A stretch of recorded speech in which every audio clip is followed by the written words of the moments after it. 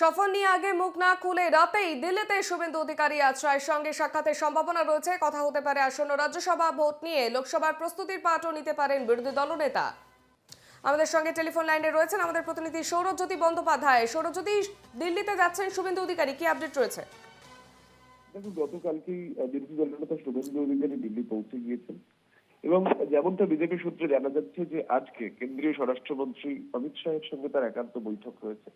তুমি দেখে যে কয়েকদিন আগেই কেন্দ্রীয় স্বরাষ্ট্রমন্ত্রী তিনি এসেছিলেন এবং পশ্চিমবঙ্গের দায়িত্বপ্রাপ্ত নেতাদের সঙ্গে তিনি দীর্ঘ বৈঠক করেছেন এবং এর মধ্যে গুরুত্বপূর্ণ আগামী মঙ্গলবার মুখ্যমন্ত্রী মমতা বন্দ্যোপাধ্যায় তিনি দিল্লিতে যাচ্ছেন। এক দেশ এক ভোট এই বিষয় নিয়ে আলোচনায় তিনি অংশ নেবেন এবং তার আগেই সিএজি কেলেঙ্কারি, সিএজি-তে যে বিপুল পরিমাণ দুর্নীতির খতিয়ান তুলে ধরা হয়েছে, কন্ট্রোলার অডিটর জেনারেলের যে হিসাব, রাজ্যের বিভিন্ন ক্ষেত্রে রাজ্য আর্থিক অনিয়ম করেছে, বিভিন্ন ক্ষেত্রে হিসাব দেওয়া হয়নি কেন্দ্রীয় সরকারকে, সেই বিষয় নিয়ে কিন্তু একেবারে বঞ্চনার অভিযোগের জায়গায় কিন্তু বিজেপি তারা দেখিয়েছে যে কেন কেন্দ্রীয় সরকার টাকা আটকে রেখেছে।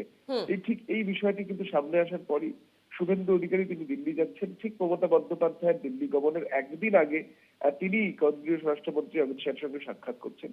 কি বিষয় নিয়ে কথা বলবেন নাকি দুর্নীতির বিষয় সম্পর্কে শাহকে আরো বেশি করে অবগত করবেন, সেটা কিন্তু সময়ের অপেক্ষা। একবারে ধন্যবাদ সৌরজ্যোতি।